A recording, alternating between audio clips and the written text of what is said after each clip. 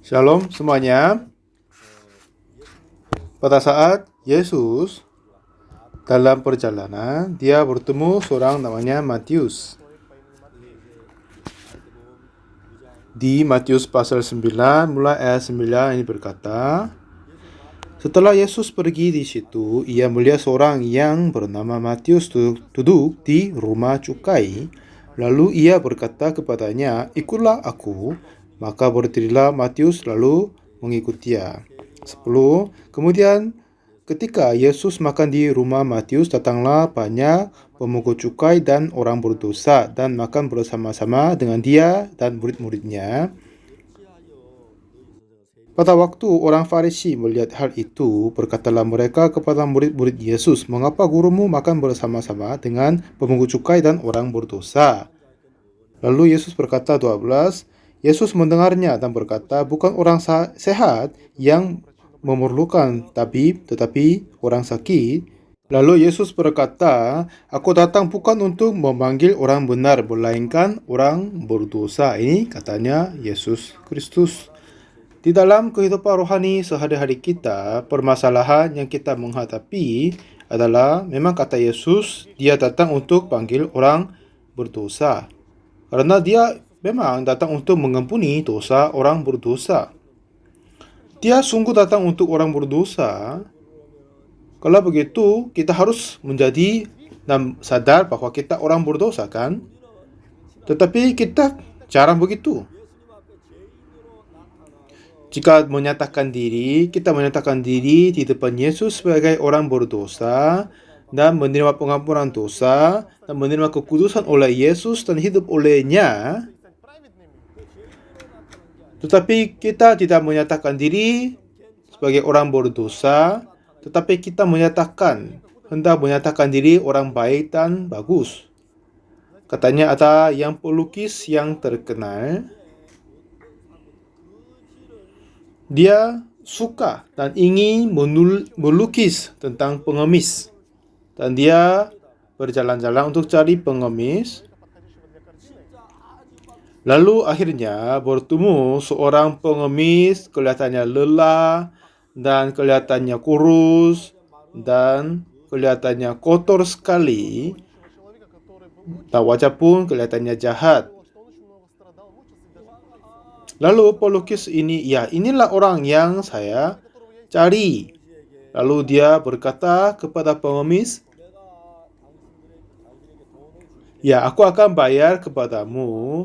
Bisakah Anda datang ke tempatku untuk tinggal beberapa hari biar saya melukis kamu? Jadi pengemis bilang, oh ya Ustaz, nggak apa-apa, saya akan datang.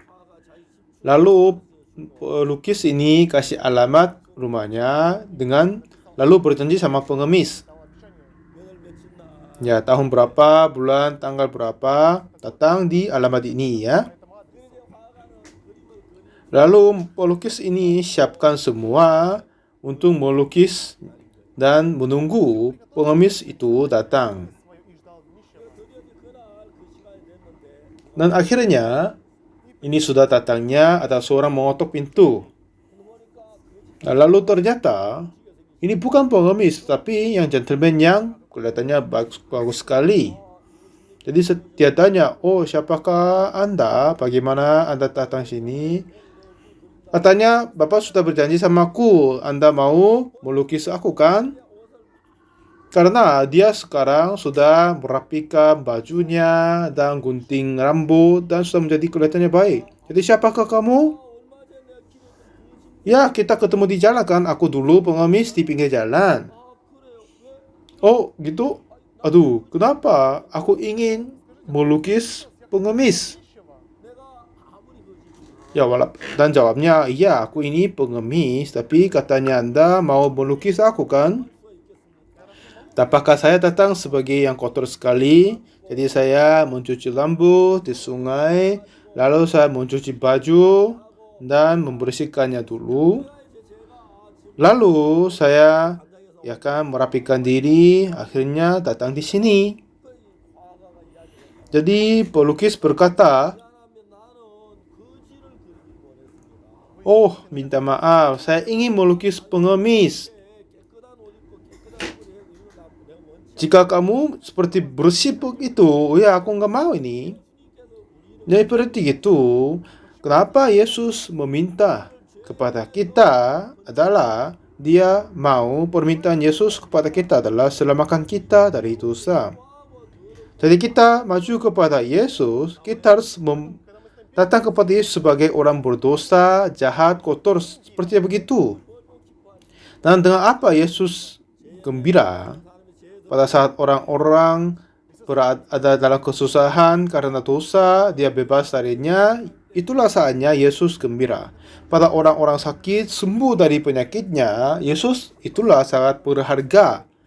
Tetapi banyak orang melakukan kehidupan rohani cara yang terbalik, seperti pengemis yang tadi. Seperti yang pelukis butuh seorang pengemis, seperti itu Yesus datang di bumi untuk selamatkan orang berdosa. Jadi pada saat kita datang kepada Yesus, kita harus datang kepada Yesus seperti kotor kita apa adanya begitu. Tetapi banyak orang-orang Kristen saat ini tidak begitu.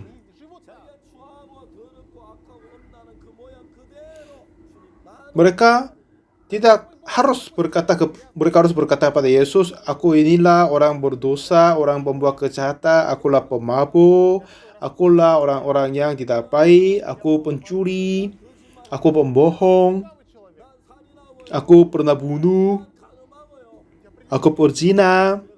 Jadi seperti begitu aku penuh dengan dosa dan kejahatan. Aku tidak bisa membebaskan diri dari dosaku dengan diri sendiri. Jadi Tuhan, jika Engkau tidak membelas kasihan aku tidak sama sekali selamatkan dari dosa ini.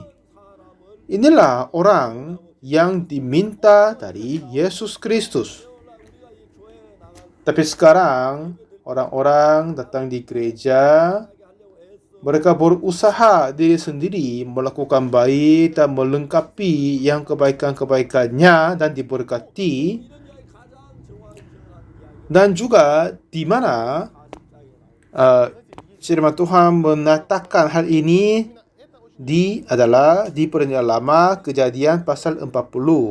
Di sana pada saat Yusuf berada di dalam penjara, waktu itu dia bertemu juru minuman dan juru roti. Mereka berbuat salah terhadap rajanya dan ditahan penjara. Satu ketika Yusuf melihat kekhawatiran wajahnya mereka. Lalu Yusuf bertanya, ya, pada waktu pagi Yusuf datang kepada mereka. Mereka susah hati. Katanya mereka, ya kami berdua bermimpi tapi tidak ada yang mengartikannya. Lalu Yusuf berkata, ya bukankah Allah yang menerangkan arti mimpi? Ceritakanlah kiranya mimpiku kepadaku. Lalu juru minuman berkata, ya di depan mimpiku tidak ada yang lain tetapi ada pohon anggur di depanku dan juga ada 3 carangnya. Dan di sana ada bertunas dan berbunga lalu berbuah dan anggur itu sudah matang. Lalu aku mempunyai piala untuk Firaun. Selalu saya membawa piala kepada Firaun, tetapi pada saat itu piala yang saya pegang itu piala kosong. Jadi lalu saya mengambil anggur pres dan mengambil anggur yang minuman itu dan bawa kepada Firaun. Lalu Yusuf mengartikannya, ya 3 carang itu berarti 3 hari. Dalam 3 hari kamu akan diselamatkan, dikembalikan jabatanmu. Saya baca pengertian itu. Ya Yusuf tahu 3 carang dan pres anggur. Dengan ini bagaimana Yusuf berkata dalam 3 hari dia akan mengembalikan jabatannya? Yusuf mempunyai hikmat, tapi aku masih kurang mempunyainya, jadi tidak bisa mengerti. Terus saya baca ulang banyak kali. Lalu satu ketika Tuhan kasih lihat seperti kasih lihat kepada Yusuf kepadaku. Ya, seorang juru minuman ini sang berbuat dosa dan maju kepada raja, artinya datang kepada Tuhan. Dan apa yang dia membawa kepada raja adalah anggur, secangkir anggur. Jadi anggur ini apa artinya? Pada saat kita merayakan perjamuan suci, anggur ini berarti darah Yesus dan roti berarti tubuh Yesus, ya kan? Jadi, memang juru minuman ini sudah berbuat dosa, lalu dia pres anggur dan membawa kepada Firaun. Kenapa dia membawa anggur kepadanya? Anggur ini berarti darah Yesus yang mati untuk dosa kita. Ya Tuhan, aku berbuat banyak dosa. Saya sudah melakukan kejahatan. Aku orang jahat dan kotor. Tetapi Tuhan, lihatlah anggur ini. Tuhan, tolong lihatlah darah Yesus ini. Darah ini artinya apa? Artinya Yesus mati di atas kayu salib karena dosaku. Pada saat Yesus mati di atas kayu salib dan dia menumpah darah, ini menjadi bukti untuk pengampunan dosa kita. Jadi juru minuman, kesaksian juru minuman artinya seperti begitu.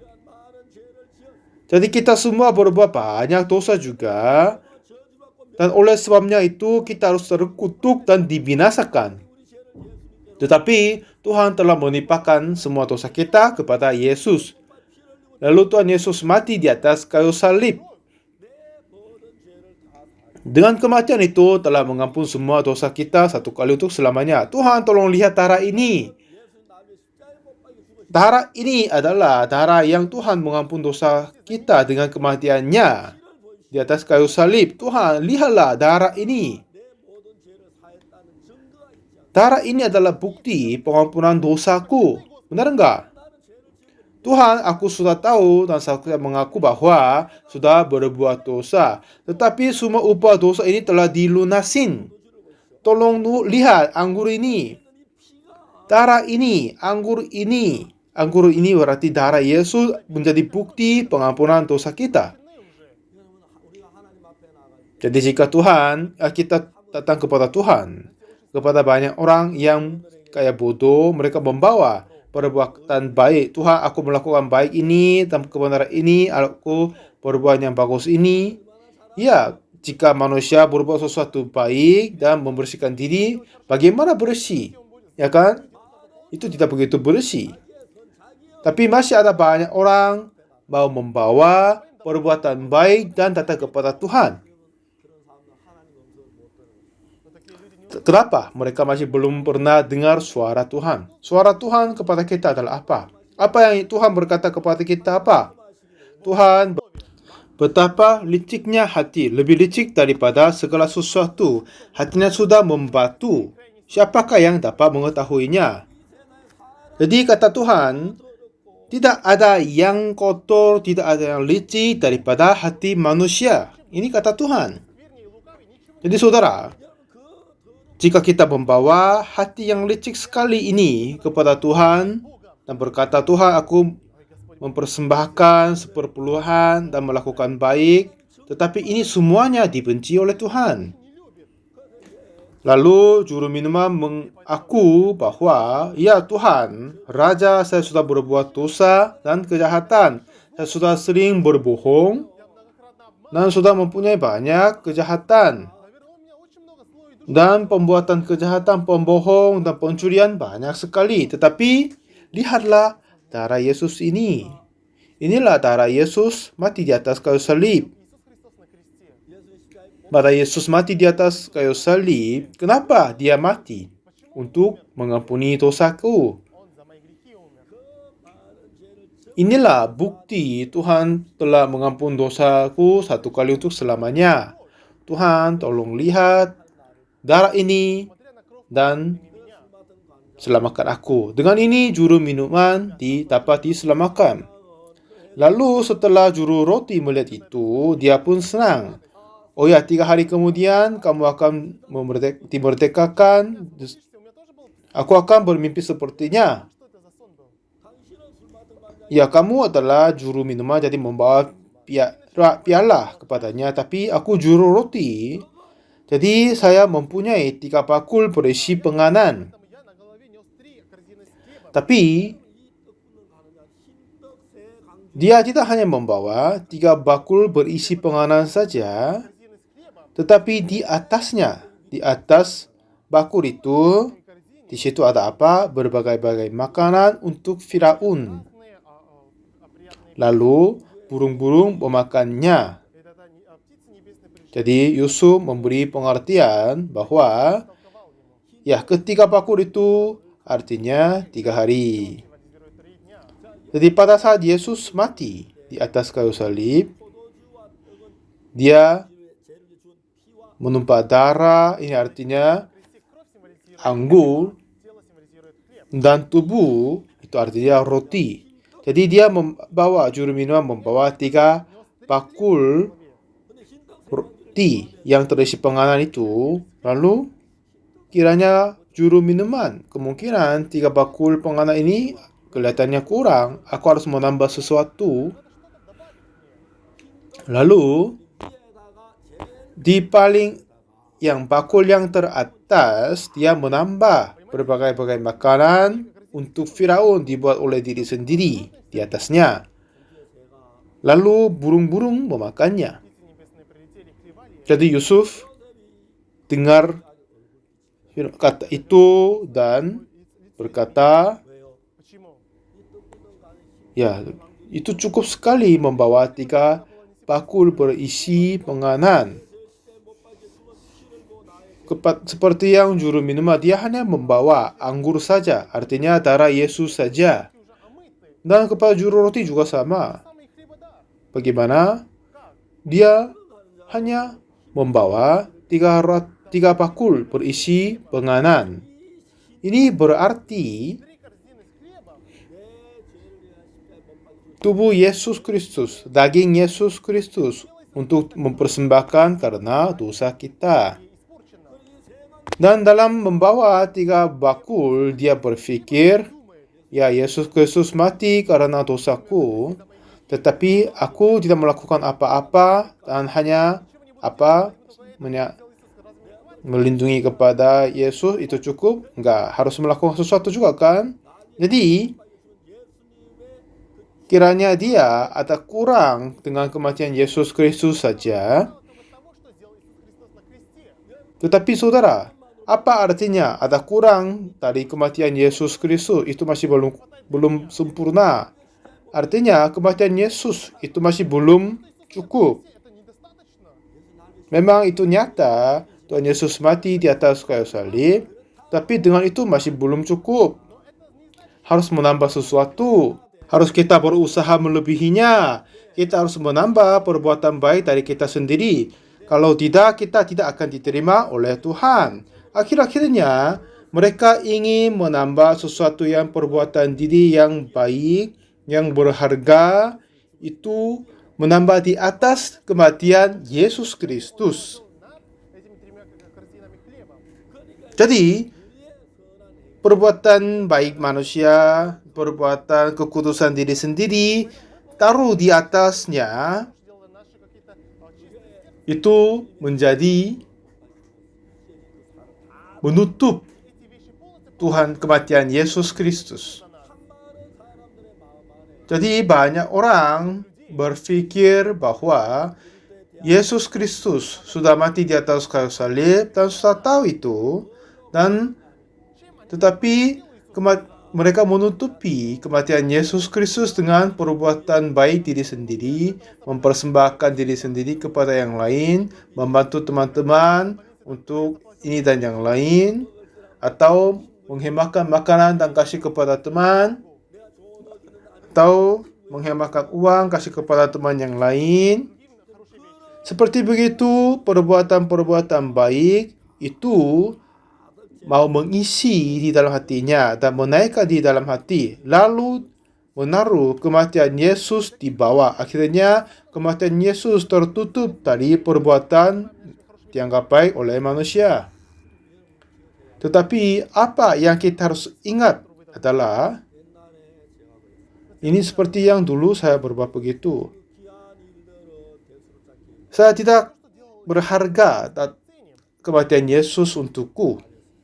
Satu ketika saya datang di sekolah minggu, guru sekolah minggu berkata, satu ketika dia membeli coat yang baru dan dia berada di dalam perjalanan pada musim dingin, dia ketemu seorang pengemis dan meminta uang di pinggir jalan, tapi bajunya tipis sekali. Akhirnya, guru itu kasih baju tebal yang baru kepada pengemis. Lalu dia lari seperti kabur darinya. Setelah saya dengar cerita itu, waduh, ini kelihatannya indah sekali. Tapi, aku masih belum punya, ya kan, baju yang baru. Dan baju saya pun, ya, yang rusak, yang tua. Tapi cerita dari guru itu kelihatannya bagus sekali. Nah, satu ketika, saya mempunyai uang untuk darurat, siapkan uang darurat. Saya selalu membawa itu, dan satu ketika bertemu seorang pengemis.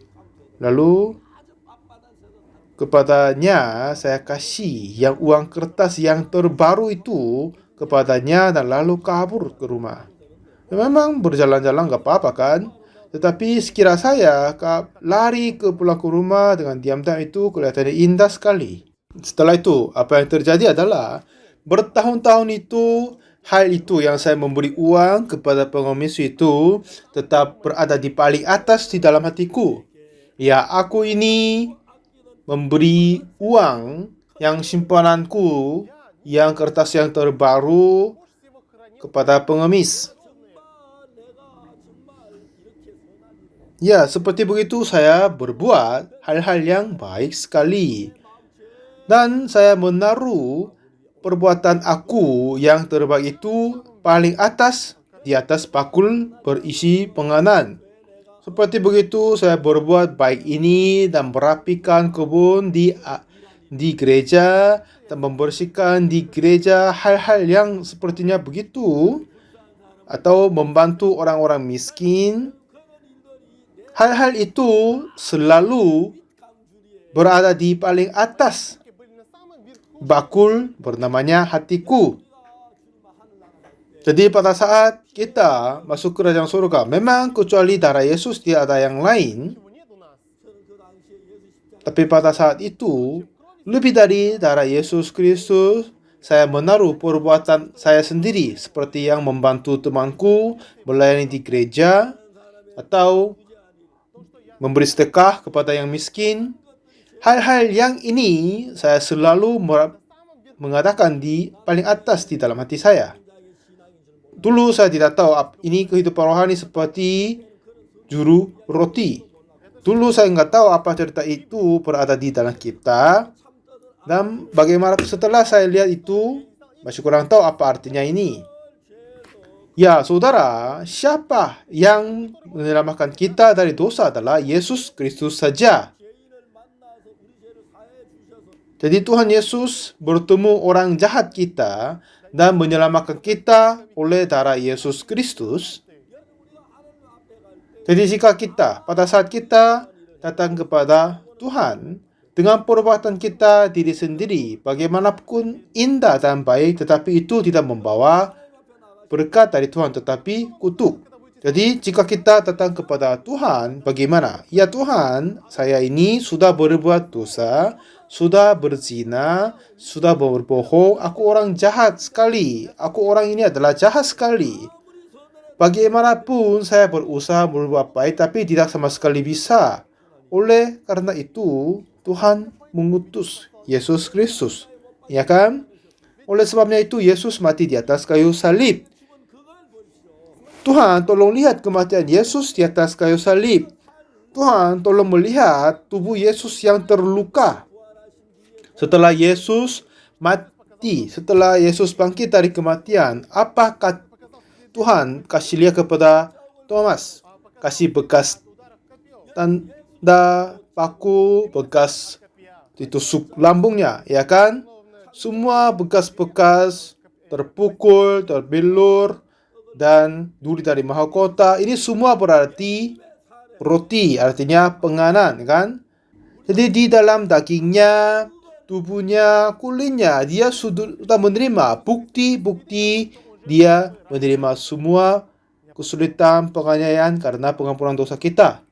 Saya pernah berpikir bahwa jika Yesus bangkit dari kematian dan juga memulihkan semua tubuhnya, kemungkinan tidak ada bekas paku, bekas lambung ditusuknya, dan juga bekas ditusuk duri mahkota itu. Pasti Tuhan bisa hapuskan semuanya, ya kan? Tapi Tuhan tidak menghapuskan tanda-tanda itu, bekas-bekas itu. Memang itu tidak boleh dihapuskan. Itu harus tertinggal untuk selamanya. Itu akan tertinggal untuk selama-lamanya. Dan jadi jika iblis menghukum kita dengan ini dan yang lain, ya, upah dosa karena dosa untuk pembayaran itu, coba lihat bekas tanda paku, bekas ditusuk lambung. Inilah bukti pengampunan dosa kita. Jadi Tuhan, saya sendiri sudah berbuat dosa, tapi semua upah dosa telah dilunasin. Katanya firman Tuhan sudah dilunasin 2 kali lipat. Jadi tidak sama sekali ada kekurangan untuk pengampunan dosa kita. Hanya darah Yesus di atas kayu salib itu pun sudah cukup sekali, dan bekas paku itu sudah cukup sekali. Juru roti itu, dia nggak percaya itu. Dia berpikir harus menambah sesuatu lagi, lalu dia menambah, lalu dia dikutuk, akhirnya dihukum mati. Jadi mari kita yakin kepada darah Yesus saja. Terima kasih banyak.